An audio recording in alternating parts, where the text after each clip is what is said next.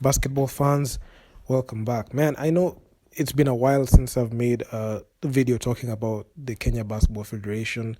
I mean, there's been a lot of basketball going on, and also I took a 2 weeks hiatus, just as I mentioned previously in the video that I made about South Sudan. But right now, as we speak, the dream season is complete for the Nairobi City Thunder as they completed their sweep on the KPA Dockers 3-0 this past Saturday. And also the women were not left behind because the women also suffered their loss in their home floor on yesterday, and they got beat by the Equity Hawks in an overtime matchup. The final score was 76-74, happened in overtime, and Betty Kananu won the MVP. And Griffin Ligari, he also won the MVP for the Nairobi City Thunder. So this season has just been epic. I'm so happy to say that you heard it here. You heard it here first.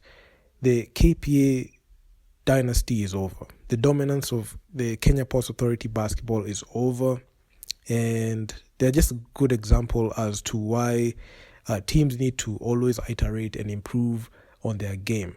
It's not just about bringing in players. It's not just about signing in big name players, or not even big name, but just signing in foreigners thinking that they're going to bail you out at every time. Because last year they did that with Ifunanya Okoro. This year they've done it with Grace and Aminata, and it has not worked out in the end. I mean, trying to bring in foreigners to try to win you the league is not the way to go. And they've learned that the hard way, because you can see the Equity Hawks. I had not even put them as favorites because I felt like this was just a walkthrough match for KPA. But they proved me wrong. They proved me wrong in game one. They won game one in Nairobi. They won game two in Nairobi, and all signs showed that this was just going to be an interesting series for the women's series.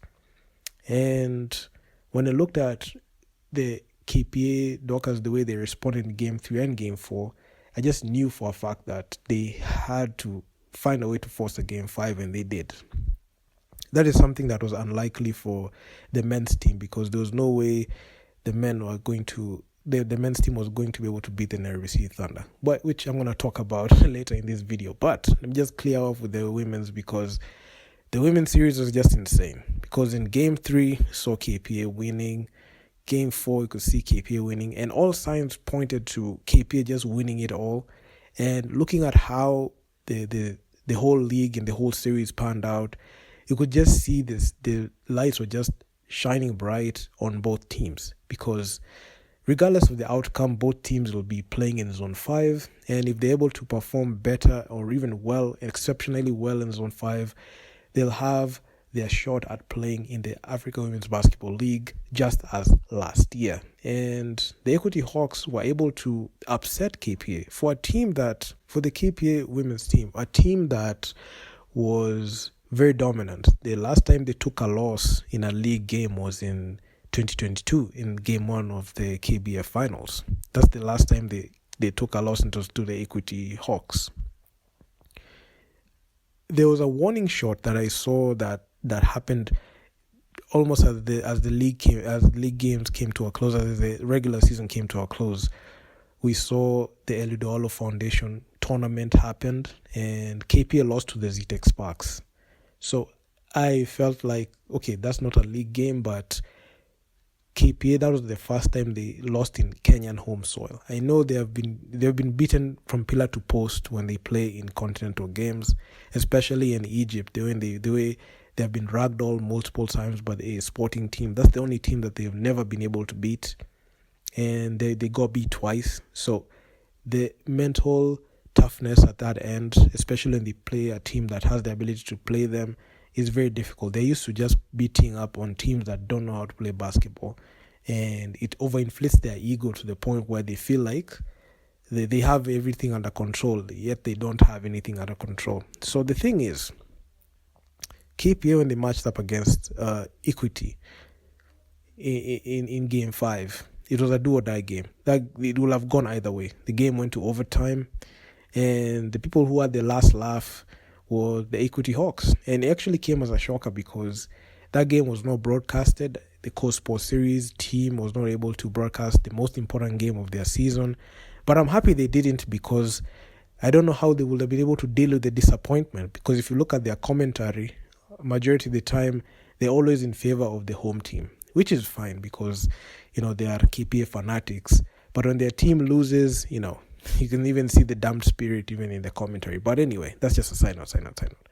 The thing is, the most important game of the season, KPA couldn't get it done. And looking at the way KPA lost game 1 and game 2, it was a very tall order for them to win 3 straight. Because even with the game 5 being forced, you could see their legs were just gone because they played back to back to back. And Kenyan basketball, I don't think teams are used to playing back to back like that, especially 3 games straight.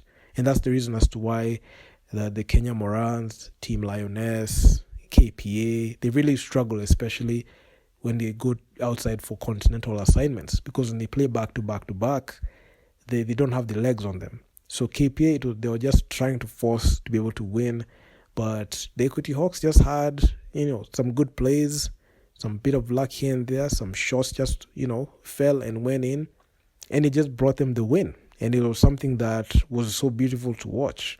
And the Equity Hawks managed to do the unthinkable, stopping their three-peat on the women's side. But on the men's side, the Nairobi City Thunder's dream season coming into a close. I mean, for me, when I saw the Thunder go 22-0, I even dropped a video talking about their historic season in the regular season. And when it came to the playoffs, I felt like they don't have to keep defending their unbeaten streak. All they just have to do is just win the series. And the team that was just on the way, getting into the way of the Nairobi City Thunder, I felt at the time was the Equity Dumas. So the Equity Dumas, they managed to get to the second round, and they matched up against KPA. So the Equity Dumas just came off sweeping the Ulinzi Warriors. The Ulinzi Warriors are irrelevant. I don't want to waste energy on time talking about them in this video because I'm focusing on the big teams. The Ulinzi Warriors are not a big team. They have never been a big team in the past 2 years. So, yeah. After they made the finals 2022, they have fallen. They are on a free fall to irrelevancy. But anyway, after the Equity Dumas made quick work of the Ulinzi Warriors, they matched up against the Nairobi City Thunder in the second round. So the Nairobi City Thunder came off a very, very easy game sweep on the UN terrorists. So it was a warm-up first round, which they won 2 straight. So in that series, I was expecting the Equity Dumas to try to pick up where they left off in the Elio tournament. I know in the regular season, we saw last year what the Equity Dumas did when they matched up against the Nairobi City Thunder. That game had about a 14-point spread. So the Thunder were just getting into their rhythm. They didn't have Ariel Okal at the time. They didn't have Alberto Dare at the time. So that roster looked a bit different. But moving on to early this year, you could see the Nairobi City Thunder matched up against the Equity Dumas. That game was very clutch. And it was very close, decided by 3 points. The final score was 73-70. So that's the second time. Then we had them matching up in the Elio tournament. So they matched up in the first day. That game was decided by 1 point. It was a very controversial game, and the Thunder came out with the win. Then we had both teams meeting in the finals, and the Thunder won in overtime by 9 points. So all signs just showed that the only team that could be able to compete top heavy, and they were able to go ahead and just beat and try to even challenge the Nairobi City Thunder were the Equity Dumas. But they really, really disappointed me. I know those games were very close if you looked at them very closely, because I did look at those games and they're very, very close. And it was such a letdown to see that series not even, go all 5 games, because it had the potential to go all 5 games. It was just a matter of some executing and some plays made by the Equity Dumas, because looking at even their roster, they had some flashes of they could be able to beat the Nairobi City Thunder. Not even not even like giving them the first loss, but at least challenge them, because they did, but it wasn't enough, and they got swept. I mean, a sweep, when it happens, it's actually something that people might just brush off. But if you looked at that series closely, you'll see that the Equity Dumas tried their best, but they just couldn't match the star power that the Nairobi City Thunder had. And also we had that scandal, that doping scandal, where two prominent players from the Nairobi City Thunder were not able to play, but they were eligible to play that series. If they were not able to play, the series would have been different. But anyway, it is what it is. So just like that, after that sweep, I saw that, but I didn't make a video then because I just wanted to see, what's going to happen, how they're going to play against KPA, how they're going to match up against KPA. Because the biggest threat to the Nairobi City Thunder were the Equity Dumas at the time. Now that they swept them, I just felt like they're just going to go ahead and win the championship. And the games in the finals started in Mombasa. So I really watched game one closely, and I felt like the Nairobi City Thunder really had a bad game, both game one and game two. They played back-to-back Saturday and Sunday. They had very, very bad games. And looking at what they did to be able to even win, to claw back, because at some point KPA were up, Toby was just hitting everything. Toby was just everywhere, just doing everything. I know KPA were injury-riddled. They didn't have Lennox. They didn't have Dolph. So you could see their backcourt wasn't the best, but they were able to compete and just play well. So the lack of star power and lack of like good guys, good basketball players that were consistent and just played like they were good quality, that was the thing that was lacking from that KPA side.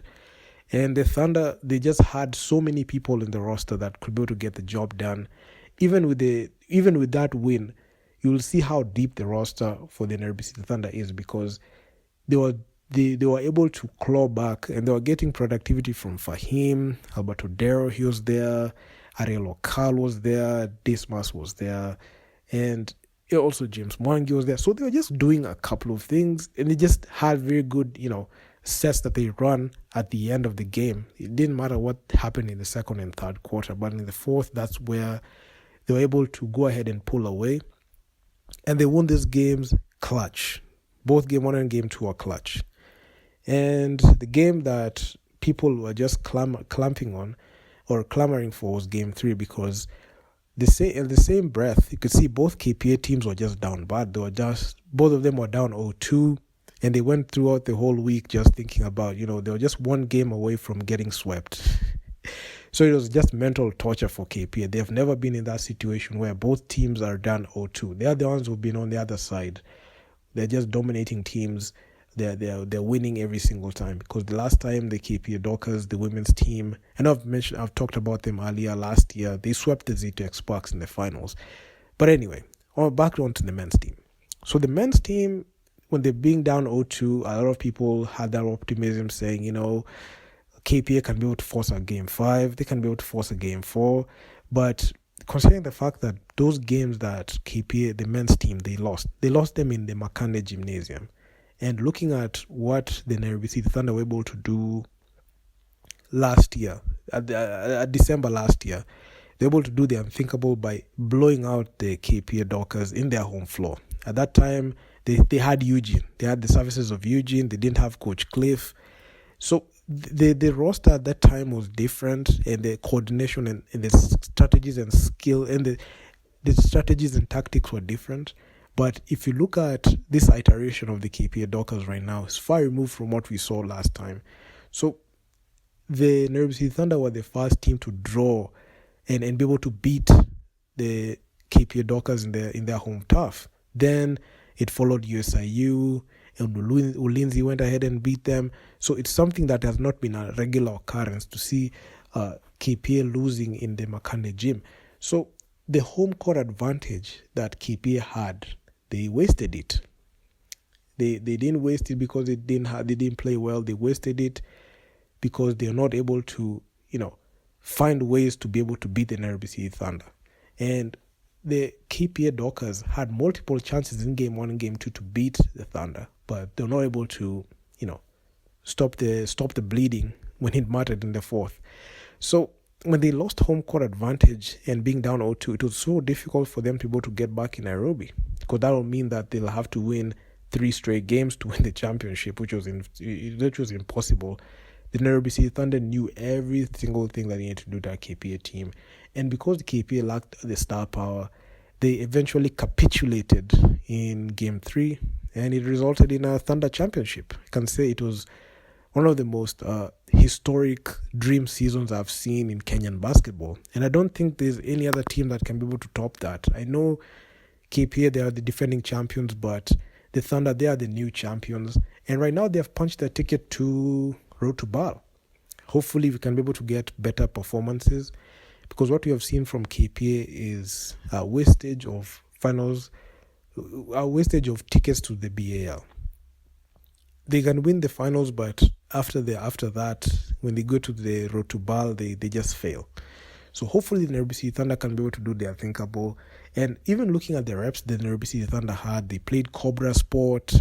So they just had a lot of things going into their favor because of their coordination, their setting up of teams. It was just top notch. So the Nairobi City Thunder headed to Road to Bal. The Equity Hawks and KPA Dockers women's team, they are headed to Zone 5 and the AWBL. So you know the drill. I'm going to be making videos back to back talking about these teams. And man, I mean, last year was a hell of a ride, because I talked about KPA, I talked about Zone 5 for the women's side, for both KPA and Equity, and also the AWBL. I covered every single game from start to finish.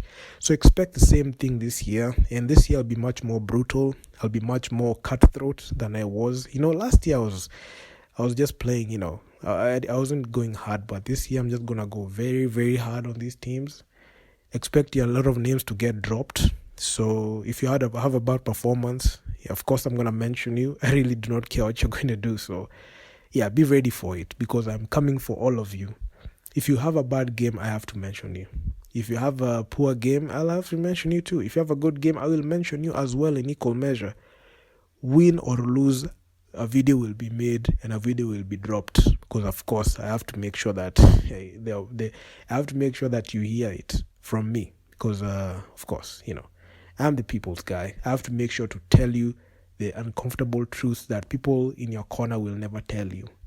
And yeah, I take good pride in that. I take a lot of pride in that. And hopefully those videos can be able to, knock some sense in your head and make sure that you play well. So expect them a lot. And yeah, kudos to South Sudan. And I'll be dropping videos also on South Sudan, because they're just a team that amazes me. I know the video that I uploaded about 2 days ago is going crazy. I mean, people love it. A lot of people are engaging with it. So, man, hit the like button, share, comment what you think in the comment section. Really helps me out a ton. Road to 10,000. I know I took a 2-week hiatus, but man, I just need to take a break a bit just to reestablish and reevaluate a couple of things. But anyway, I ain't going nowhere. I've been active on my social media, and I'm here to stay, man. If you didn't quite get it right now, right there on the back, I'm here to stay. I know you KBF people are listening to me. If you're listening and you have made it far to this video, man, you're a real one. This is just me ranting. I'm just going off script. But anyway, it is what it is. So like, share, subscribe to the channel. I'm out. I'm going to see you guys in the next one. Peace out.